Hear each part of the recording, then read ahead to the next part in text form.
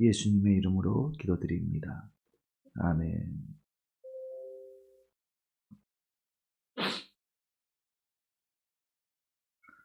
네, 오늘 주시는 하나님의 말씀은 예레미야서 51장 59절로 64절입니다.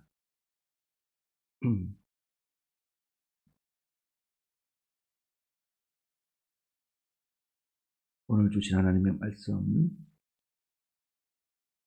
예레미야서 51장 59절로 64절 말씀 우리 한 절씩 함께 교독하도록 하겠습니다.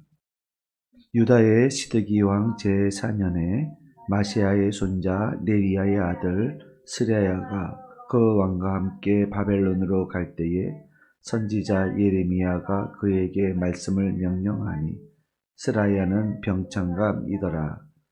예레미야가 바벨론에 닥칠 모든 재난 곧 바벨론에 대하여 기록한 이 모든 말씀을 한 책에 기록하고 스라야에게 말하기를 너는 바벨론에 이르거든 삼가 이 모든 말씀을 읽고 말하기를 여호와여 주께서 이곳에 대하여 말씀하시기를 이 땅을 멸하여 사람이나 짐승이 거기에 살지 못하게 하고 영원한 폐허가 되리라 하셨나이다 하라 하니라.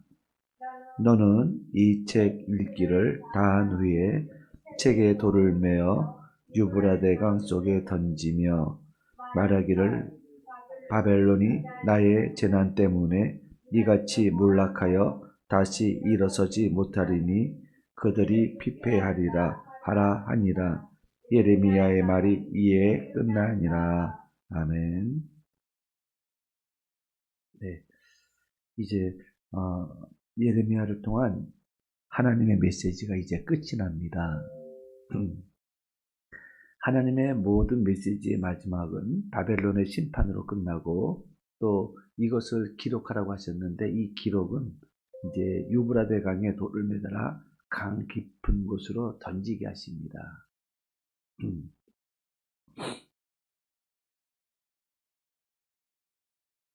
결국은 하나님은 하나님의 때에 이 세상은 반드시 심판되어질 것을 확정적으로 지금 말씀하고 계시는 거죠.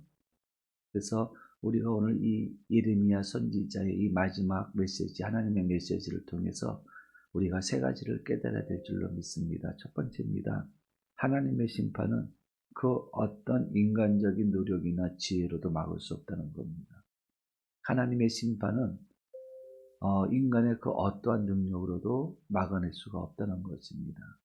결국 하나님의 심판은 반드시 찾아온다는 사실입니다. 우리가 이 사실을 늘 기억해야 될 줄로 믿습니다. 우리가 살면서 이렇게 보면은 바벨론이 이스라엘을 점령을 하고 하나님의 거룩한 성전을 짓밟은 이런 일들에 대해서 이스라엘 백성들은 이해하지를 못했습니다. 왜 이런 일이 일어나야 되는지. 그리고 악한 자들이 더 잘되고 하나님을 경외하는 사람들은 점점 이렇게 핍박을 받고 고난을 당하고 이렇게 한쪽으로 몰리는, 그래서 세상으로부터 이렇게 소외되는 듯한 느낌을 받을 때가 있습니다.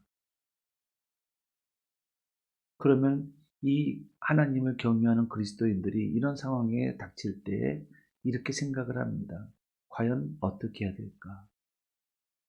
과연 하나님 왜 이런 사람들을 가만 놔두십니까? 왜 정의를 실현하지 않으십니까? 하면서 우리 마음속에 실망을 할 수가 있습니다. 그런데 하나님께서는 시편 37편의 말씀을 통해서 하신 말씀이 그런 말씀이에요. 악으로 말미암아, 악한 자로 말미암아 마음을 불편하게 갖지 말라는 겁니다. 악을 행하는 자들 때문에 불평하지 말며 불의를 행하는 자들을 시기하지 말지어다. 그들은 풀과 같이 속히 배임을 당할 것이며 푸른 채소같이 쇠잔할 것이니로다. 그러면 우리는 어떻게 해야 되느냐? 여호와를 의뢰하고 선을 행하라. 그리고 내 길을 여호와께 맡기라. 그를 의지하면 그가 이루시고 내 의를 빛같이 나타내시며 내 공의를 정오의 빛같이 하시리로다. 아멘. 그렇습니다. 우리가 어려운 상황에 처했을 때 낙심하거나 절망하는 것은 금물입니다. 우리의 생각대로 안 되는데 안 되는 상황들이 악한 자의 어떤 득세라든가 어려운 어떤 그런 상황이 초래가 됐을 때 우리는 불평하면 안 되고 낙심하면 안 됩니다.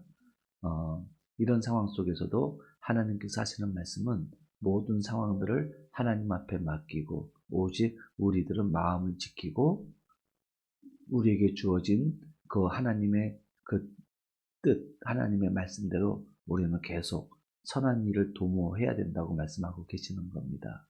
왜냐하면 마침내 하나님의 심판이 임하심으로 속히 배임을 당할 것이다. 하나님의 심판은 머뭇거리지 않습니다. 어느 순간 갑자기 임해서 갑자기 멸망이 이루어지게 된다는 것입니다. 그러므로 우리는 어떠한 상황 속에서도 낙심하지 말고 절망하지 말고 하나님의 심판이 아직 남아있다는 사실을 기억하고 우리는 끝까지 선한 길로 나아가야 될 줄로 믿습니다. 두 번째입니다. 우리는 마지막을 준비하는 지혜로운 삶을 살아야 될 것입니다. 여러분, 하나님의 세계관으로 보면 이 세상의 마지막은 이미 예고되어져 있습니다. 그렇죠?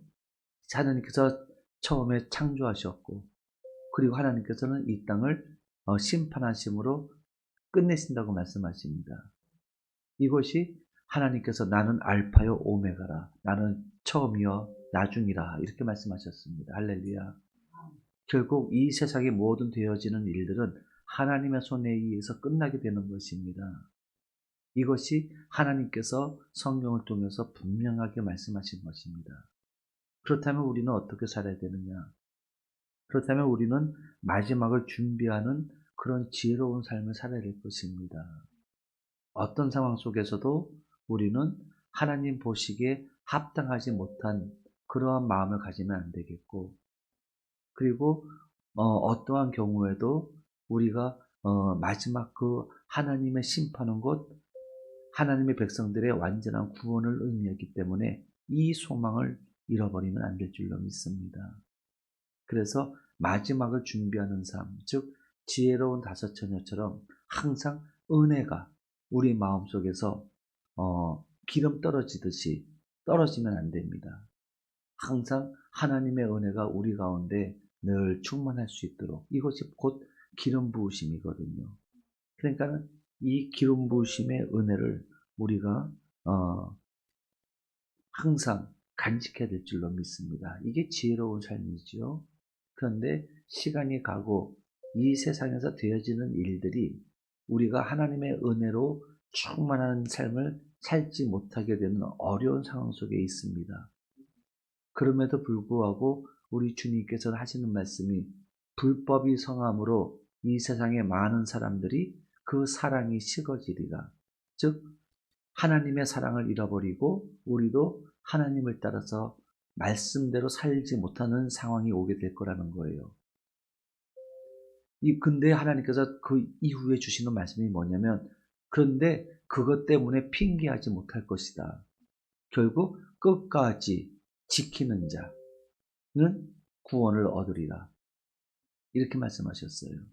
세상이 악하다고 많은 사람들이 잘못 나간다고 해서 우리조차 그 길로 합류해서 나가면 안 됩니다. 항상 우리의 판단 기준은 하나님의 말씀인 것입니다. 그래서 하나님의 말씀대로 비록 모든 일들이 진행되지 않는다 할지라도 여기서 아주 중요한 것은 세상을 바라보는 분별력이 있어야 된다는 겁니다. 그 분별력은 어디서 오느냐? 하나님의 말씀에서 옵니다. 따라서 우리는 끝까지 우리의 믿음을 지켜야 될 줄로 믿습니다. 그리고 세상을 분별하면서 우리가 옳은 길로 나아가야 될 줄로 믿습니다.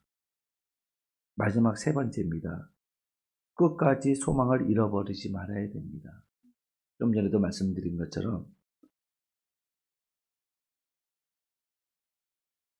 이 세상은 반드시 끝이 온다는 사실입니다. 그것은 우리에게는 곧 소망입니다. 만일 세상의 끝이 소망이 아니라고 한다면 그리스도인의 모습이 아닌 거지요.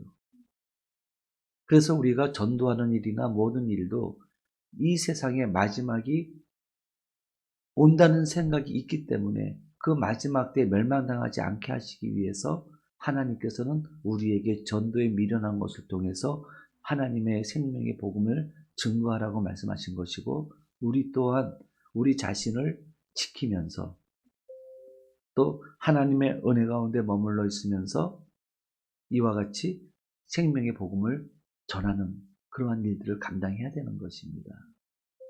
소망이 없으면 이런 일을 할 수가 없습니다. 소망이 없으면 포기하고 그냥 편한 길로, 넓은 길로 세상이 흘러가는 대로 같이 그 속에 끼어서 세상에 흘러가는 대로 흘러가겠죠. 하지만 생명은 마치 연어가 강물을 거슬러 올라가는 것처럼 때로는 비늘이 뜯기기도 합니다. 때로는 비늘이 뜯겨지다가 살점이 떨어지기도 합니다. 이게 연어가 다시 원래 태어났던 곳으로 본향으로 다시 돌아가는 과정이 그렇습니다. 비늘이 벗겨지고 살점이 떨어져 나가도 연어는 포기하지 않습니다.